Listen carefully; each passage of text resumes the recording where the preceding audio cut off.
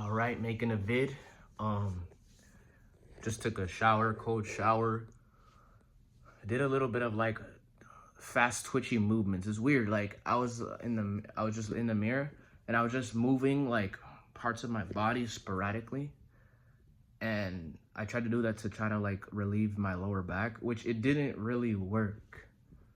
It was good cardio though. It was good cardio and it did wake me up and it did like energize my body.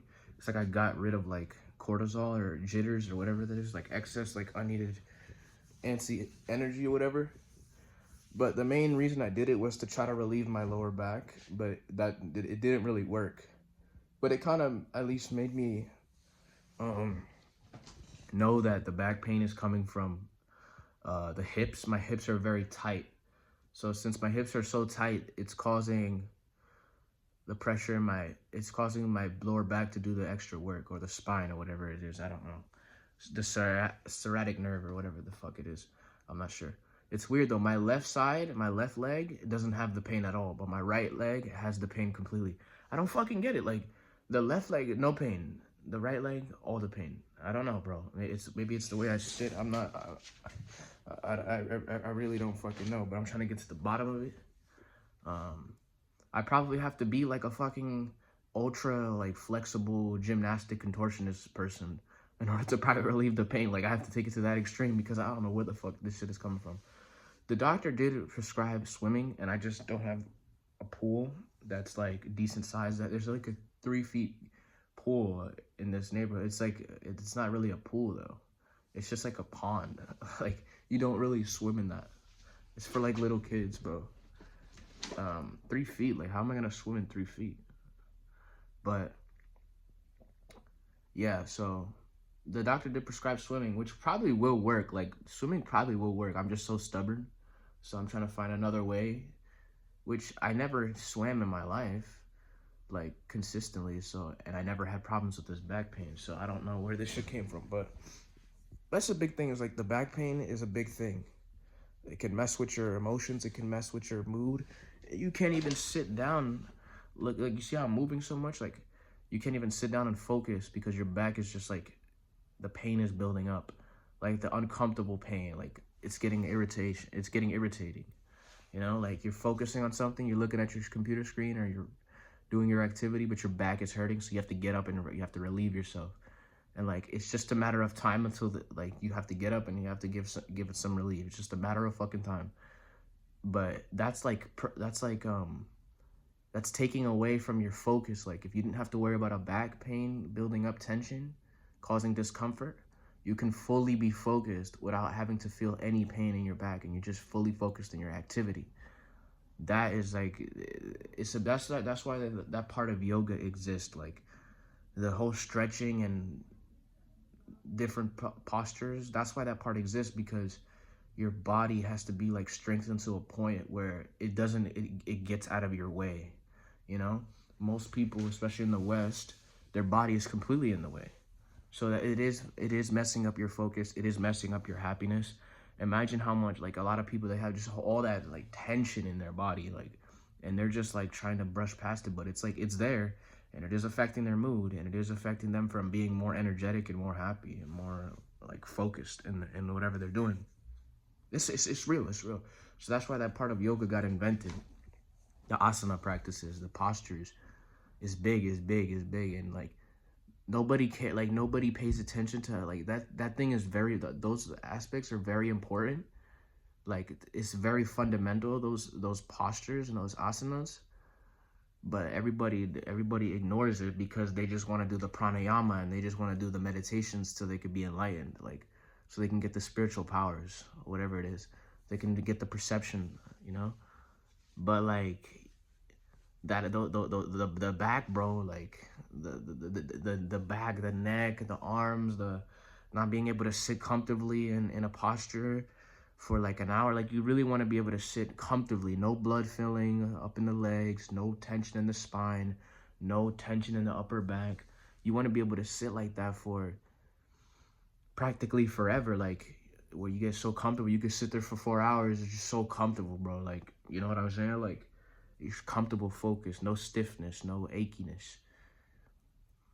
But people don't want to do that. That's why you can't sit for 10 minutes. Like a big part of it, of meditation and yoga and like pranayama and stuff, is like, it's getting in a comfortable posture, bro. That's a big part. That's a really fundamental part. If you can get that part where you can sit 2 hours, 4 hours in a posture with no tension, no knee tension, no back tension, no tension at all, then like the pranayama and the meditations are much better. Like you get into them right away because you're loose. But you want to be stubborn. You don't want to do that much asana practice, but you want to do a bunch of pranayama and a bunch of meditation. But then you find yourself you can't do it because your back is stiff. You can only sit for about 15 minutes until your back starts messing with you. Or it takes a while for you to just completely ignore the back. Like the back is there, the pain is there, but it takes you a while to get into the focus of like spacing yourself between your back pain and your body pain. But it'd be much easier if you just do the asana practices, bro. Like forget about the pranayama, forget about the meditations, go all out on the asanas until you get actually loose and you get them in your schedule. Like it's big, bro. It's like, it's the boring part, but it's the best part. It's the fundamental part, you know?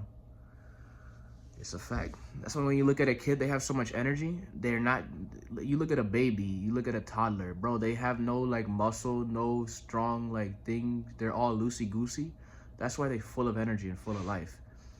You get older, your body starts getting barely tense from your thought patterns or whatever it may be in life, and you start tensing up, and then you lose your energy.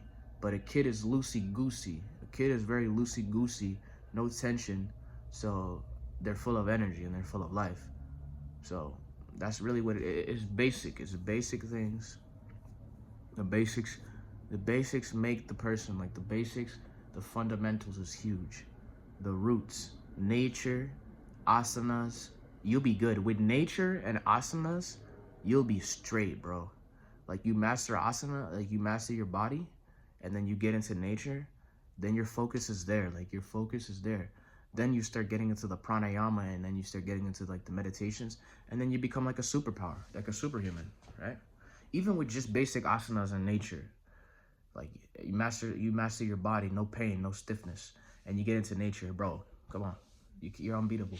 But everybody, they got some fucking back pain, some tension somewhere. They probably not even noticing it, but it's there, you know. That's a very basic part.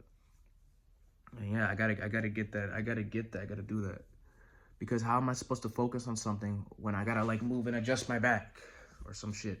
Like, oh, back pain, I gotta get up and walk. Oh, back pain, let me just not do that. Let me just like sit back and relax. Because you wanna sit back and relax. So, gotta get my focus up.